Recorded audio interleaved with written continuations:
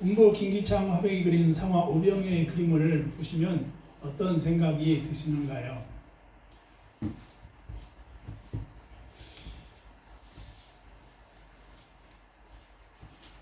우리 조선시대에 예수님이 우리 조선시대에 오셨다면 어떤 모습으로 오셨을까요?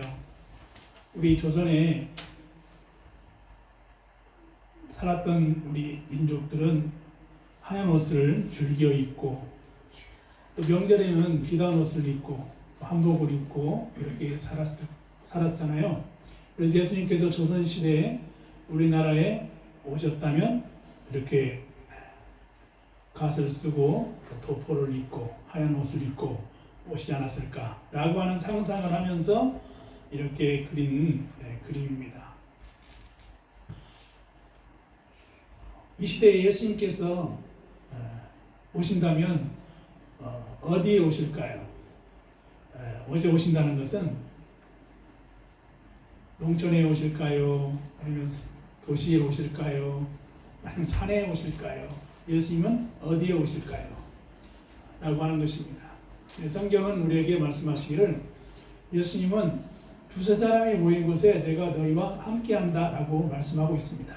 오늘도 예배를 드리는 평안교회에 예수님께서 우리 심령에 함께하시고 우리 기도를 들으시고 우리 말씀을 듣는 예수님인 것을 믿으시기 바랍니다. 아멘. 우리가 어떻게 살아가야 되는가 라고 하는 것을 오늘날 많이 생각하게 되는데 포원 정몽주가 지금 단신가가 있습니다. 이 몸이 죽어주고 100번 고쳐주고 백골이 진토되어 넋이라도 있고 없고 이명한 일편단심이야 가실 줄이 있으리라. 한 임금을 섬기는 충성된 신하의 마음을 그린 그 시조가 바로 포원 정몽주의 단신가입니다. 참 죽고 100번 고쳐 죽어도 백골이 되어도 나는 한 임금을 섬기겠다라고 하는 그 임금을 생각하는 한 신하의 도리죠. 이러한 그 정몽주의 단신가가 오늘 살아가는 현대인들에게 어떻게 살아가야 될까라고 하는 것을 생각하게 합니다. 반면에 그러니까 그 나라와 임금을 배제하지 않겠다라고 하는 의지를 이제 갖는 마음을 단신가에서 정몽주가 도를 했죠. 그런데 이방원에 하여가가 있습니다. 이런들 어떠하리 저런들 어떠하리 만수산 드렁치기 얽혀진들 어떠하리 우리 뒤가 절켜 백년까지 누리리라. 이렇게 살면 어떻고 저렇게 살면 어떻겠는가 라고 하는 겁니다. 이게 오늘날도 이렇게 산에 오르면 칡넝쿨이 있고 칡넝쿨이 이렇게 뻗어서 소나무에 올라가기도 하고 또 많이 이렇게 퍼지죠. 그러니까 만수한 드렁치기 얽혀진들 어떠하리 우리 뒤가 절겨 백년까지 누리자 그랬습니다. 그러니까 참 이방원의 이 하여가가 정몽주의 단신가의 답변이라고 말할 수 있겠습니다. 오늘날 우리는 어떻게 살아가야 될까? 이 몸이 죽고 100번 고쳐주고 백골이 진토되어 넋이라도 없고 유명한 일편단심에 갈지 이렇게 살아가야 될까? 아니면 이런들 어떠하리 저런들 어떠하리 만수한 드렁치기 얽혀진들 어떠하리 우리 뒤가 얽혀져 백년까지 누리자 이렇게 살아가는 것이 좋겠는가 라고 하는 것입니다.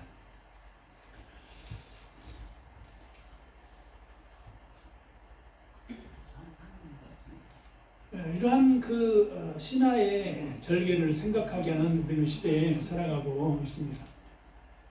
오늘날 우리가 살아가는 이 시대에는 좀 전쟁이 있습니다. 우크라이나와 러시아 전쟁이 있고 또 북한군들이 우크라이나와 러시아의 전투에 참여하고 또 많은 우크라이나의 그 공격과 전쟁 속에서 북한군들이 사망하고 그러한 이 그 사진들이 우리 여론에서 볼 수가 있습니다.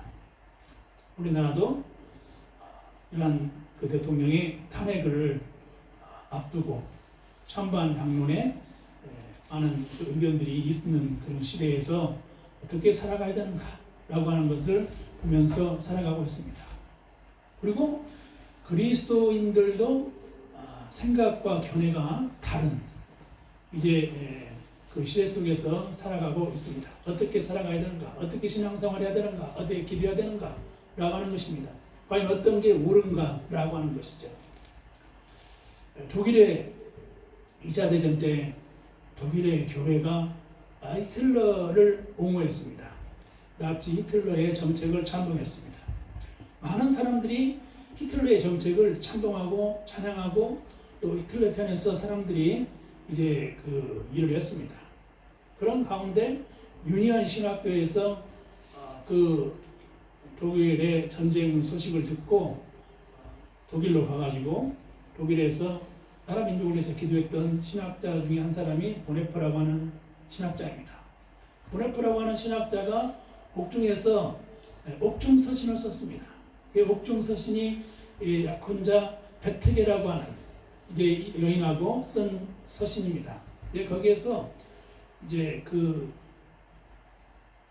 비종교적인 세상, 하나님이 없이 살아갈 수 있다라고 하는 그런 생각 속에 가지고 있는 신념을 가진 사람들 앞에서 그리스도인들이 어떻게 살아가야 될 것인가, 과연 그리스도, 예수는 누구인가 라고 하는 것을 친밀하고 세밀하게 옥중에서 이렇게 기도하고 했던 사람이 바로 보네퍼라고 하는 인물입니다. 그러한 이 옥중 서신에서 편지를 쓰고 많은 이제 그 기도의 내용들을 담았던 이 서신들을 모아서 이제 서신 그 책으로 낸 게 있는데, 하나님은 어떤 그 무소부재, 그러니까 인간이 만든 기계처럼 움직이는 그런 기계장치의 신이 아니라고 하는 것입니다. 어떨 때는 그 하나님을 모든 것을 가능하게 그 기계처럼 일하게 하시고 기계처럼 만들어서 로봇처럼 움직이게 하는 그러한 신으로 만드는 인간의 의지가 있습니다. 그런 하나님이 아니라고 하는 것입니다. 그러면서 그 보네퍼는 독일에 왜곡되고 부패하고 타락한 이 종교에 대해서 철퇴를 가하고 부패하고 잘못된 신앙과 신념으로 살아가는 독일 교회의 갱신을 촉구했던 인물이 보네퍼라고 하는 사람입니다. 그래서 많은 독일의 그리스도인들이 히틀러의 정책을 찬동하고 또 유대인들을 학살하고 마리안 입법을 만들고 이러한 것들에서 옹호하는 그 독일 교회의 교인들에게 회개를 촉구합니다. 똑같이 그리스도인들이에요. 똑같이 예수 믿는 사람들이에요.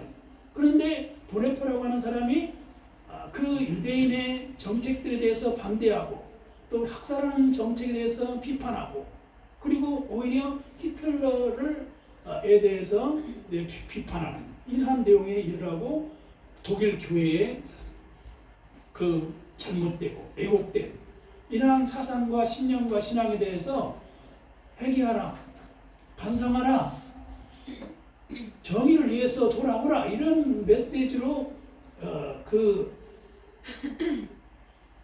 말씀을 선포했던 인물이 보네퍼라고 하는 사람입니다.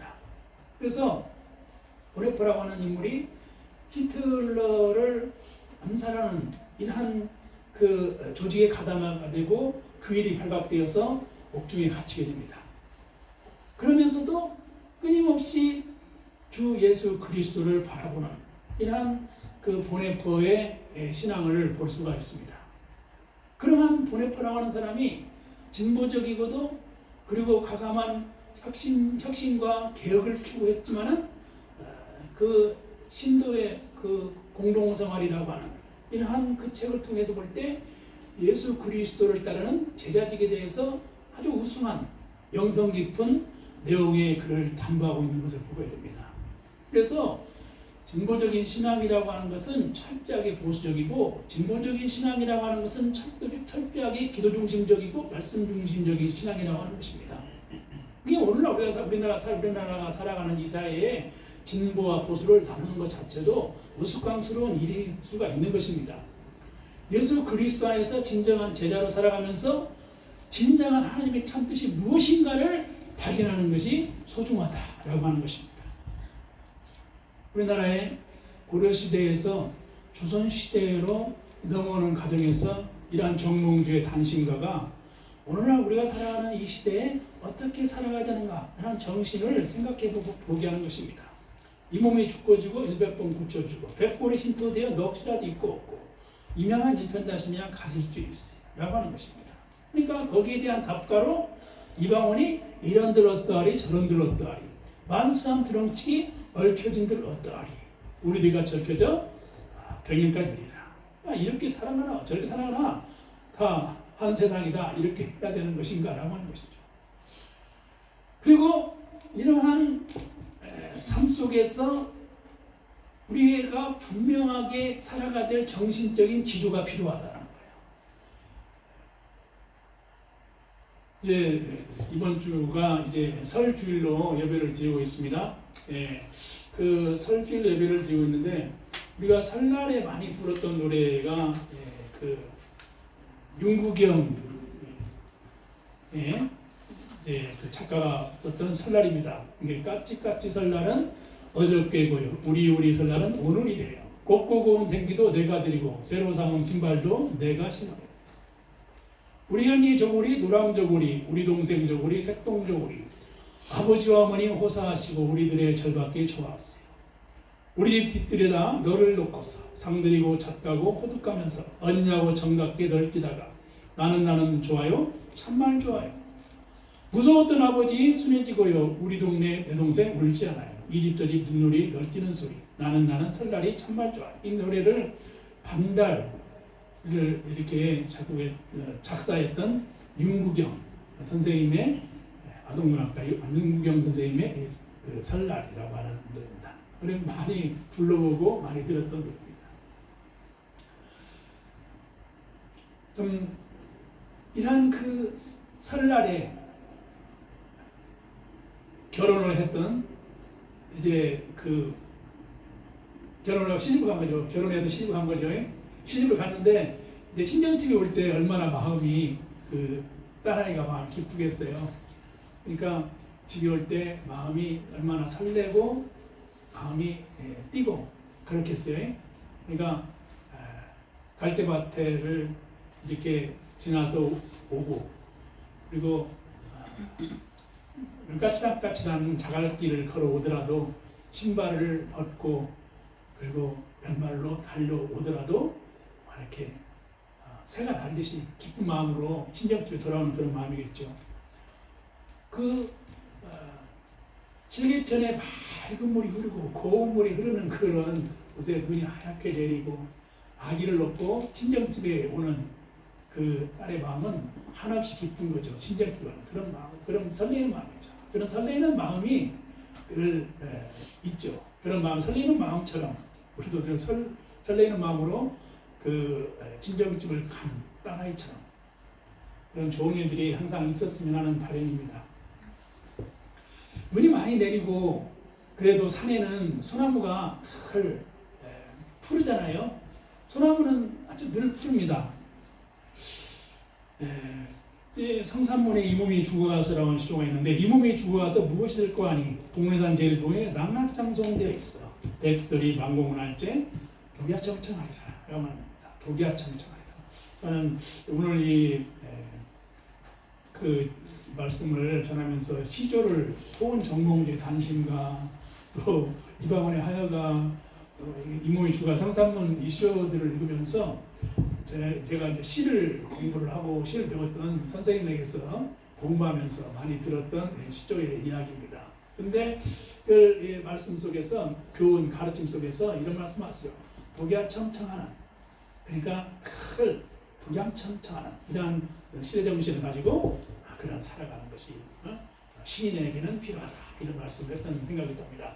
그러니까 오늘 살아가는 우리에게는 있어서는 이런 시대 정신이 필요한데 눈이 오고 무거운 비가 내려도 한 푸른 소나무처럼 독야청청하는 시대 정신이 필요하다 이렇게 여겨지는 것입니다.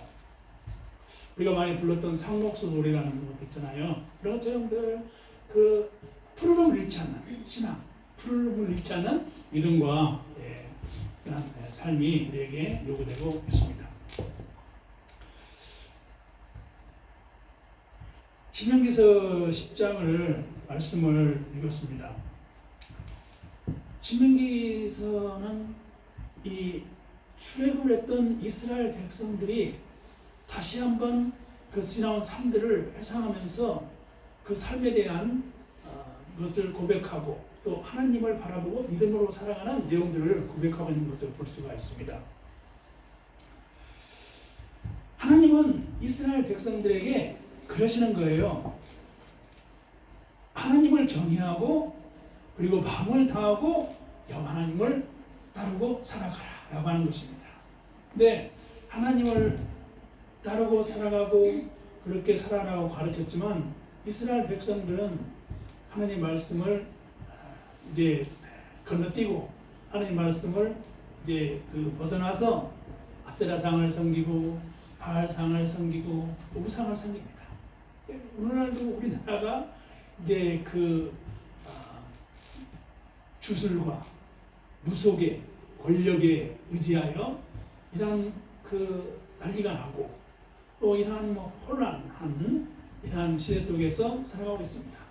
또 그런데 또 놀라운 것은 이러한 시대와 역사 속에서 그렇게 주술과 권력에 의지했다가 또 옥중에서 또 성경을 이렇게 읽는 이렇게 그 모습의 대통령의 삶을 이렇게 여론에서 보면서 아이러니한 이러한 생각도 해보게 됩니다. 또 대통령의 삶이 소시적에는 주일학교 다녔다라고 하는 그런 글을 읽게 되었습니다. 이런 시대와 역사 속에서 하나님은 의인에게도 빛을 비춰주시고 악인에게도 빛을 비춰주시고 하나님은 의인에게도 비를 내리시고 악인에게도 비를 내리시고 하나님은 공평하신 하나님이시다라고 하는 것입니다. 그러니까 우리 인간은 내 일을 할 수가 없는 거예요. 그리고 성경을 통해서 볼 때 다윗과 솔로몬 시대의 그 이스라엘의 최대 영토의 번영기가 바로 다윗과 솔로몬 시대였습니다. 근데 그 다윗과 솔로몬의 왕의 역사를 보면 때로는 비윤리적인 일이 있었습니다. 그리고 어떻게 왕이 이렇게 윤리 아닌 비윤리적인 삶을 살아가는가라고 하는 것에 대해서 사회적으로 세상에 질타가 있었습니다. 그러나 회개가 있었고 하나님 앞에 범죄를 자백하는 그러한 다윗의 범죄를 하나님께서는 긍휼하게 보신 것을 참 성경에서 볼 수가 있어요. 아이러니컬한 역설적인 이야기입니다. 솔로몬 같은 임금의 그 최대의 번영기를 이뤘던 임금이에요. 그런데 솔로몬은 많은 후궁들을 들였어요. 그리고 결혼 정책을 통해서 이방인들과 결혼 정책을 통해서 많은 그 정책을 폈습니다.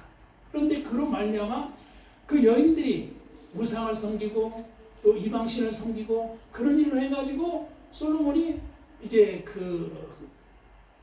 우상을 섬기는 그러한 임금으로 이제 발을 딛고 그러면서 나라가 혼란스러운 이제 그래서 그런 영향으로 인해 가지고 결국은 나라가 북왕국과 남왕국으로 나눠지는 이런 후대에 가서 그런 결과를 낳는 것을 보게 됩니다.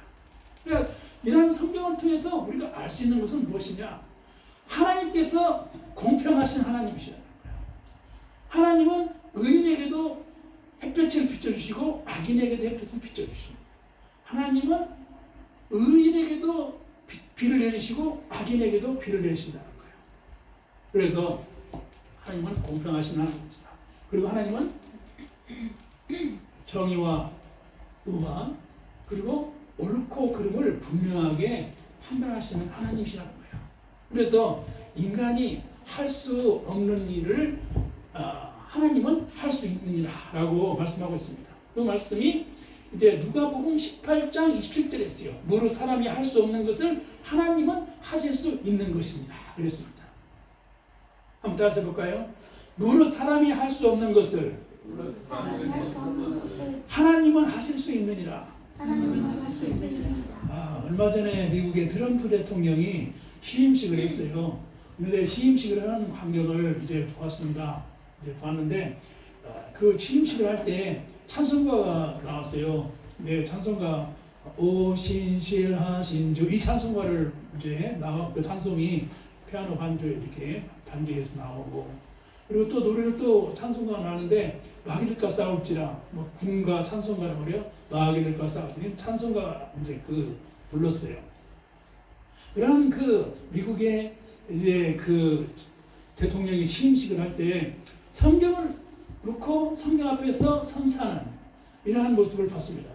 미국 사회라고 하는 이 사회가 참 예배를 드리는 그러한 삶의 삶 속에서 그 대통령의 취임식을 성경 앞에서 취임을 하고 또 선서를 하고 찬송가가 훈련하고 이러한 그 문화와 제도와 역사 속에서 미국이라는 나라가 이 번영과 부흥과 이 세계의 강력한 이러한 그 미국이 되었는가라고 하는 것입니다. 그러한 것을 보면서 우리가 하나님을 믿는 이 믿음 안에서 어떻게 기도해야 될 것인가라고 하는 것입니다. 배가 망망대해 배가 항해를 합니다. 그런데 배 안에 사람들이 많이 있어요. 근데 배 안에 사람들이 있는데 거기서 두 종류의 사람이 있습니다. 한 사람은 하나님 바람이 동쪽에서 서쪽으로 불게 해주십시오서 이렇게 기도해요. 뱃속에 있는 사람들이 또 한쪽에서는 하나님 서쪽에서 바람이 불어서 동쪽으로 가게 했어요. 그럼 하나님이 어떻게 하신 것이 옳겠어요? 동쪽에서 서쪽으로 바람이 불게 하는 기도를 드는 게 옳겠어요? 아니면 서쪽에서 동쪽으로 가는 기도를 드는 게 옳겠어요? 하나님도 한 배 안에 탄 사람이 바람을 이렇게 서로 다르게 불라면 누구 기도를 지어주겠냐 이 말입니다. 그것은 하나님만이 아신다. 하나님은 인간이 할 수 없는 일을 하실 수 있는 사람, 할 수 있는 분이에요. 누가복음 18장 27절. 무슨 사람이 할 수 없는 것을 하나님은 하실 수 있느니라라고 했습니다. 그러므로 우리가 기도해야 될 것은 하나님이 보시기에 합당한 사람이 되어야 된다는 겁니다. 하나님이 보시기에 합당한 사람이 되어야 된다. 이스라엘의 사사기 시대에 왕이었던 시대에 이스라엘 백성들이 하나님 기도했어요. 하나님 우리가 왕이 없습니다. 다 이렇게 왕이 없으므로 우리 왕이 필요합니다. 그래가지고 하나님께서 이스라엘에게 왕을 줄 사람을 이제 그 선발을 했어요. 거기에서 뽑힌 사람이 누구였어요? 사울왕이었습니다. 사울이 하나님이 보시기에 정말 훌륭한 그 이스라엘의 초대 왕으로 세울 만한 인물로 생각했습니다. 그리고 사울도 블레셋과의 전쟁에서 척격한 승리를 하고, 그리고 사사시대를 지나서 왕으로 이스라엘을 통치할 만한 인물로 보았습니다. 그것을 합당 여긴 사람이 예언자 사무엘이었습니다. 사무엘은 어렸을 때 어머니 한나가 통곡하면서 성전에서 기도해서 낳은 아들이 사무엘이에요. 성전에서 기도하면서 성전에서 성장했던 사람이 사무엘이에요. 사무엘이 볼 때도 사울이 아주 하나님 앞에서 이스라엘 통치할 만한 합당한 사람을 봤어요. 그런데 사울이 그렇게 초대 왕으로 됐는데 하나님한테 버림을 받습니다. 하나님이 선택한 사람인데 하나님한테 버림을 받았어요. 왜 그랬을까요? 그것은 사울이 처음 먹었던 마음을 변해서 마음이 교만한 마음이 들었어요. 그러니까 교만한 마음이 들음으로 하나님에게 합당한 사람이었던 사람이 교만한 마음이 있어가지고 하나님께 버림을 당한 거예요. 근데 거기에 또 강력한 다크호스 다윗이 등장합니다. 소년 다윗이 등장하는 거예요. 그러나 치는 그 하프 같은 그런 그 멜로디 선율에 의해서 사울이 악신 들려 귀신 들려 이렇게 몸이 막 그 정신적으로 불안할 때 그런 음악 소리를 듣고 치유의 역사가 일어나는 일들이 성경에 보면 있습니다. 그런 다윗이 강력한 다크호스로 등장해가지고 다윗을 창을 던져서 죽이려고 했어요. 그러니까 사울과 다윗의 이 역사가 구약성서에서 계속 전개되는데 사울은 어떻게든지 다윗을 죽이려고 했어요. 그래서 다윗이 도망다닙니다. 도망다니는 역사가 이제 기록되어 있습니다. 한 번은 동굴에서 있었을 때 사울이 잠들었을 때 다윗이 동굴에 있는 사울을 죽일 수가 있었어요. 근데 죽이지 않았어요. 하나님이 세운 사람은 어떻게 죽일 수 있겠는가? 겉옷만 베고 그리고 죽이지 않았어요. 다윗은 하나님 앞에 범죄를 하는 사람이 아니었어요. 그게 다윗이 가장 두려워하는 분은 하나님이었어요. 하나님 앞에 늘 하나님을 경외하고 하나님을 무서워했다 이 말입니다. 그래서 하나님 앞에 회개하는 다윗이 하나님 앞에 다시 들어 쓰시는 하나님의 역사를 성경에서 볼 수가 있어요. 하나님의 일은 하나님께서 하시는 것이다. 인간의 생각이 옳은 것 같은데 인간의 생각이 옳은 것이 아니라 하나님께서 하시는 일은 하나님께서 하시는 일이다 라고 하는 것입니다. 기도는 만사를 변화시키는 능력이 있습니다. 기도는 어느 분이 말했지만 참 모든 문제를 해결할 수 있는 맞는 키가 될 수가 있습니다. 기도하면 하나님의 역사가 일어나는 것입니다. 하나님을 감동시키면 문제가 해결되는 것입니다. 하나님은 만물을 창조하시고 하나님은 놀라운 하나님의 그 생명을 살리는 그리스도의 십자가를 통해서 우리에게 보여주기 때문에 기도할 때 하나님의 감동을 통해서 역사가 일어나는 것입니다.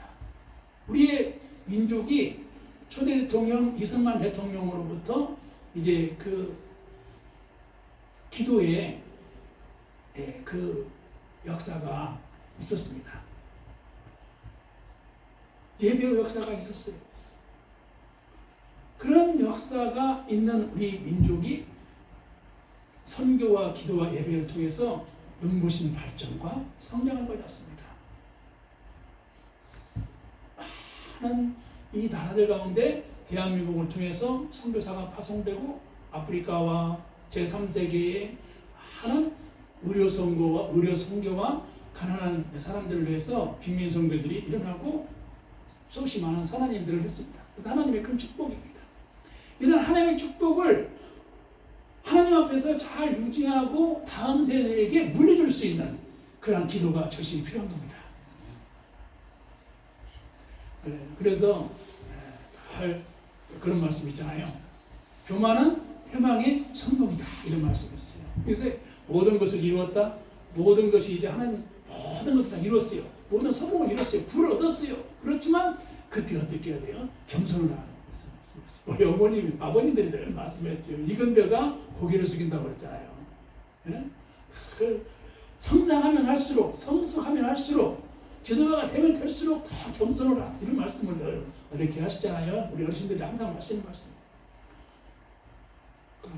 그런 늘 내가 한 말은 책임을 지고 신뢰를 주고 살아가는 것이죠. 올해 목회를 하면서 어느 목사님이 그러신 거예요. 신뢰가 중요합니다. 그런 것이 한번 믿으면 끝까지 믿어야 되는 겁니다. 약속이 소중한 겁니다. 그러니까 하나님과의 나와의 관계를 우리는 하나님을 믿었으면 끝까지 하나님을 믿어야 되는 거예요. 소중해야 되는 거예요. 그리고 수평적인 이웃과 사이와 관계를 잘해야 되는 거예요. 예수님께서는 그 말을 딱 하나님을 사랑하라 유산하라 이렇게 말씀한 겁니다. 우리 교회도 2025년에 하나님을 사랑하고 교회를 사랑하고 이웃 사랑하는 우리 교회가 되어야 되는 것입니다. 우리가 어떻게 살아가야 되겠습니까? 이 몸이 죽고 죽는 것뿐 꼭 쳐주고 백보리 진토되어도 혹시라도 있고 이명한 일편단심 가주시다. 일편단심의 일편단심의 신앙으로 살아가야 됩니까?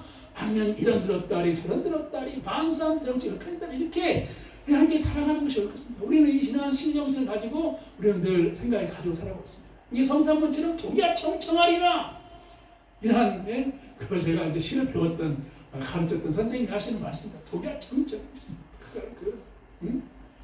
그런 마음을 살아. 하늘에 보면 참 그 산에 올라가면 눈이 내려도 그 푸르름을 잃지 않는 상록수 그 시대정신 그런 마음으로 살아가지 것입니다. 그러지만 우리가 좌절하지 맙시다. 절망하지 맙시다. 기도할 때 하나님께서는 그 감동을 통해서 놀라운 역사를 일으키신 하나님이에요. 요나서를 보세요. 요나서. 하나님 요나에 그랬잖아요.